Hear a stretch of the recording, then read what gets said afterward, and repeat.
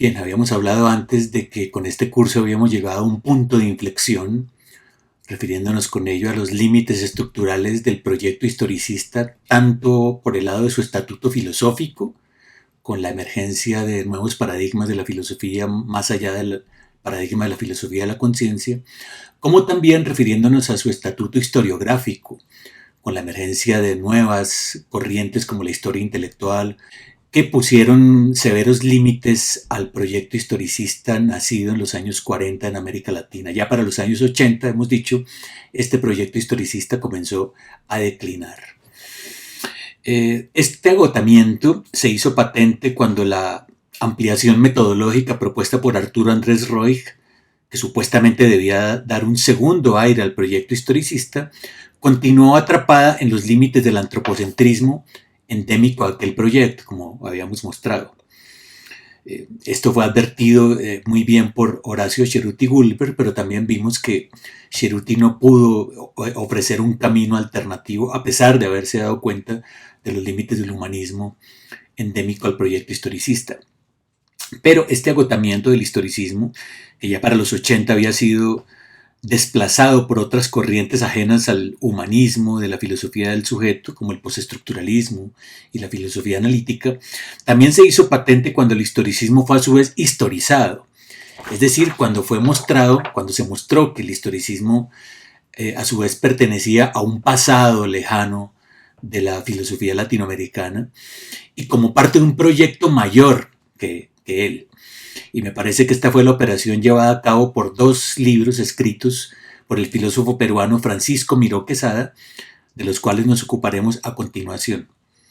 En primer lugar, el libro Despertar y Proyecto del Filosofar Latinoamericano, y luego Proyecto y Realización del Filosofar Latinoamericano, publicados ambos en 1974 y 1981 respectivamente, con cuyo análisis quisiera dar por terminado este curso sobre el historicismo latinoamericano. Francisco Miró Quesada nació en Lima en el año de 1919, siendo por tanto unos años menor que los principales protagonistas del historicismo latinoamericano, Gao, Sea, Ardao o Gorman, a quienes conoció personalmente a pesar de no compartir su orientación filosófica. Miró Quesada se dedicaba en realidad a la lógica y a la filosofía de las matemáticas, campos diametralmente opuestos al historicismo. Fue profesor en los años 40 de la Universidad de San Marcos en Lima y a comienzos de la década de los 60 fue ministro de Educación del Perú, nombrado por el presidente Fernando Belaúnde Terry. También se desempeñó como embajador del Perú en Francia y hasta el final de su vida como director del diario El Comercio, uno de los principales diarios de aquel país andino. Durante su larga vida, murió en el año de 2019 a los 100 años, viajó mucho por América Latina y tuvo la oportunidad de conocer a los principales cultivadores de la filosofía del siglo XX en el subcontinente, por lo cual era tal vez la persona indicada para realizar un balance de las diferentes corrientes filosóficas allí desplegadas en América Latina. Pero lo que tenemos en los dos libros que vamos a comentar es algo más que un balance. Miró Quesada dice que su propósito no es escribir una historia de las ideas filosóficas del siglo XX en América Latina, primero porque no es un historiador profesional y segundo porque, como dijimos, lo suyo no es el proyecto historicista. Su propósito más bien es escribir un ensayo interpretativo de la filosofía latinoamericana en su conjunto, que yo lo entiendo como una teoría omnicomprensiva de la filosofía en América Latina que busca explicar su nacimiento y entender su despliegue histórico. Tal es el argumento del primer libro, Despertar y Proyecto del Filosofar Latinoamericano, que vamos a considerar inmediatamente, y que se encuentra desplegado en la primera sección del libro titulada El problema de la filosofía latinoamericana. Bien, pero antes de entrar en materia, quisiera considerar primero algunos de los supuestos metodológicos que utiliza Miró Quesada para esta reconstrucción histórica, más que histórica filosófica, de la filosofía latinoamericana del siglo XX, esta teoría de la filosofía latinoamericana en el siglo XX. porque es claro que para poder agrupar las diferentes tendencias filosóficas del subcontinente como participantes de un mismo proyecto y de trazar el desarrollo del mismo, necesita un criterio, y este criterio se lo ofrece la teoría de las generaciones, desarrollada inicialmente por el filósofo español José Ortega y Gasset en su libro El tema de nuestro tiempo de 1923. En términos generales, lo que dice Ortega es que una generación agrupa un conjunto de individuos nacidos en la misma época en torno a unas creencias básicas compartidas, es decir, en torno a un proyecto vital. En la medida en que cambian las generaciones, esta sensibilidad vital también se va modificando, de manera que una vez instalada vitalmente la nueva generación, retoma el proyecto de la generación anterior y lo modifica. La sensibilidad vital de la época precedente es transformada conforme a las experiencias generadas o ganadas por la nueva generación que busca separarse de la anterior. Pues bien, esta idea de que la estructura generacional de la vida explica las mudanzas y los cambios históricos no suena muy convincente hoy en día, pero esta es precisamente la teoría que utilizará Miró Quesada para apuntalar su argumento. Era además una teoría muy popular hacia mediados del siglo XX en algunos círculos intelectuales de América Latina, muy influenciados por la filosofía de Ortega y Gasset. Y en este curso ya hemos visto aparecer esta idea en autores como Francisco Romero y Arturo Ardao, pero también incluso mencionábamos autores más recientes como el filósofo vasco Germán Martínez Argote. Ahora esta idea reaparece en el libro de Miró Quesada y opera en realidad como el criterio metodológico que estructura todo su argumento. Su tesis es que el proyecto del filosofar latinoamericano nace como un intento de recuperar o remontar la tradición de la filosofía occidental y se despliega en el curso de 3 generaciones: la generación de los patriarcas, la generación forjadora y la tercera generación, que sería la generación de la realización de este proyecto. Dice Miró Quesada, cito: para comprender debidamente el verdadero sentido del esfuerzo de recuperación que significa el remontar de la historia del pensamiento occidental, debe tenerse en cuenta que esta trayectoria se realiza en un lapso de 50 años, desde los patriarcas hasta nuestros días. Recuerden que Miró Quesada escribe esto en 1974. Desde los patriarcas hasta nuestros días, han transcurrido apenas 3 generaciones. Y es muy interesante observar cómo estas 3 generaciones marcan una huella definida y profunda en todos los aspectos del movimiento. La primera es la generación de los patriarcas. La segunda, la generación de los discípulos inmediatos, es decir, de aquellos que recibieron la enseñanza de los patriarcas en persona. La tercera es la generación de los discípulos de los primeros discípulos. Y puede llamarse la generación más joven, pues es la generación que actualmente está entre los 30 y los 50 años. Fin de cita de la página 41. Como puede verse aquí, Miró Quesada aplica rigurosamente el criterio de Ortega y Gasset, según el cual una generación dura más o menos 25 años, y coinciden 3 generaciones en el presente, marcando pues la línea continua entre el pasado, el presente y el futuro. Ya iremos precisando un poco más todo esto, pero por ahora quedemos en el modo en que Miró Quesada caracteriza a la primera generación, que es la generación de los patriarcas o de los fundadores. Recordemos que Francisco Romero llama la generación de los patriarcas, denominación que hoy nos parece más sintomática que antipática. Francisco Romero, llama a la generación de los patriarcas aquella generación de los filósofos que pusieron las bases de la filosofía latinoamericana a comienzos del siglo XX. Francisco Romero también habla de la categoría de normalización para referirse al clima filosófico vigente en Latinoamérica durante los años 40 del siglo XX, cuando se estaba produciendo la incorporación de la filosofía como disciplina enseñada en las universidades, la creación de revistas especializadas, traducciones, editoriales, congresos, etc. Es decir, la creación de las condiciones institucionales que permitieron que la filosofía dejara de ser una actualidad o una actividad autodidacta, hecha fuera de las aulas, como había venido ocurriendo hasta entonces.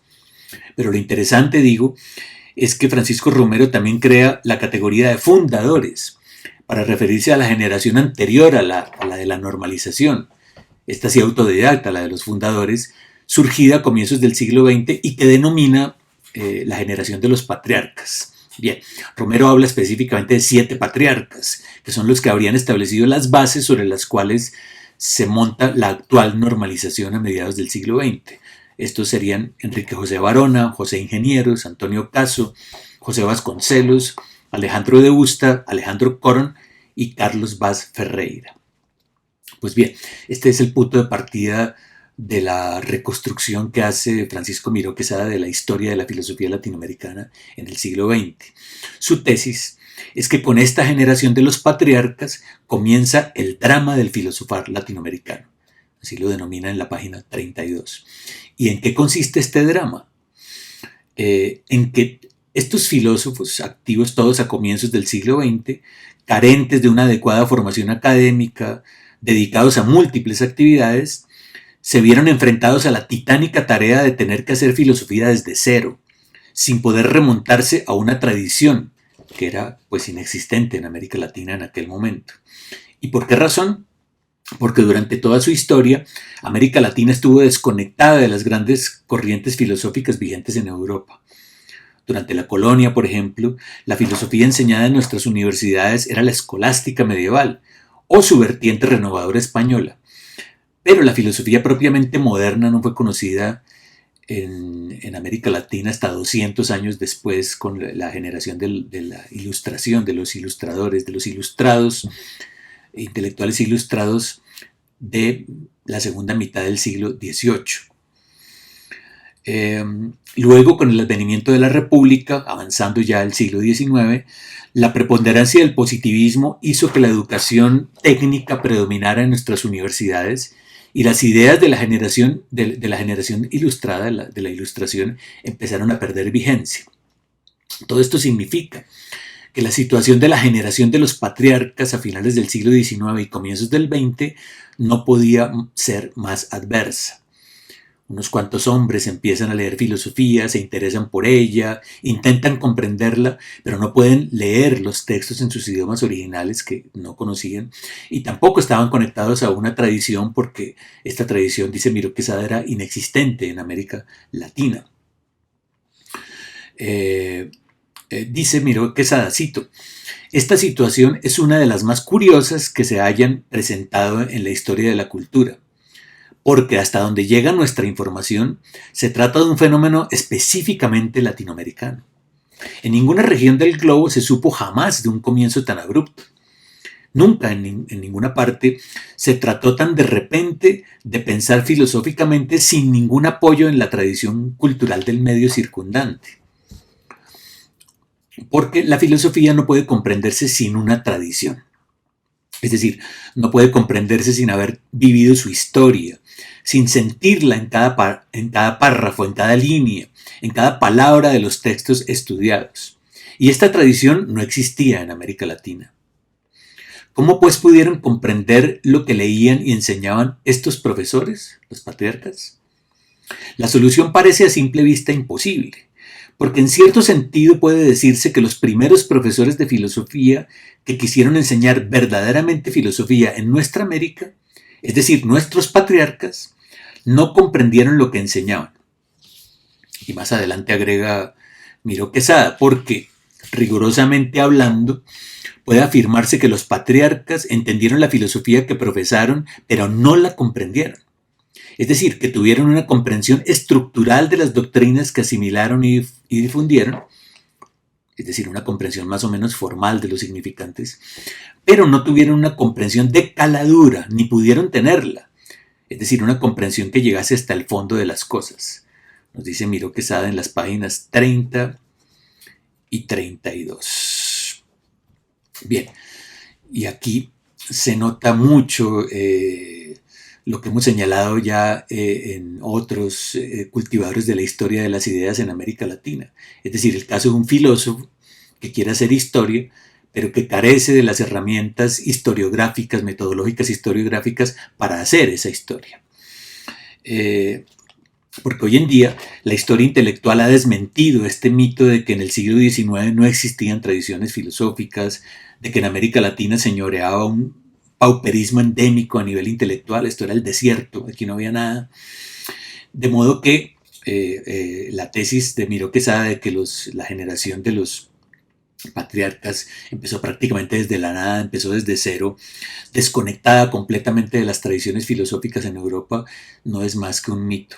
Pero este mito es precisamente el que le da base a Miró Quesada para desarrollar su argumento. Bien, Miró Quesada entonces pretende hacernos creer que la filosofía nace en América Latina casi que por generación espontánea, sin ancestros, como un huérfano desvalido, cosa que no había ocurrido antes en ningún otro lugar del mundo. Si algo tiene de original la filosofía latinoamericana, esto nada tiene que ver con sus contenidos, sino con las circunstancias muy particulares de su nacimiento. La filosofía nace en estas tierras justo cuando todo conspiraba para que ese nacimiento ocurriera, en una situación de negatividad absoluta, en un ambiente absolutamente contrafilosófico. Es por eso que, según Miró Quesada, los patriarcas no pudieron realmente comprender los textos filosóficos que leían, ya que su circunstancia, como decía Ortega, no le otorgaba significación a eso que leían. Era como leer textos provenientes de otro planeta. A esto lo llamó Miró Quesada la vivencia del desenfoque, que consiste en la imposibilidad de calar en las verdaderas significaciones de los textos por falta de una tradición cultural que les sirviera de apoyo y de alimento. Los patriarcas ven la filosofía europea como en una doble imagen, desenfocada, como alguien que lee con un lente descompuesto. Cito: el pensamiento europeo es visto a través de una lente fotográfica en la que no se ha graduado convenientemente el foco, y se ve por eso deformado, descolorido, artificialmente ensamblado en imágenes superpuestas. Los pioneros y sus primeros discípulos, a finales del siglo pasado y comienzos del presente, Miró Quesada escribe esto en 1974, repito, no tuvieron una clara conciencia de lo que sucedía, porque los fenómenos culturales como los individuales se viven primero y después se interpretan. Fin de cita de la página 33.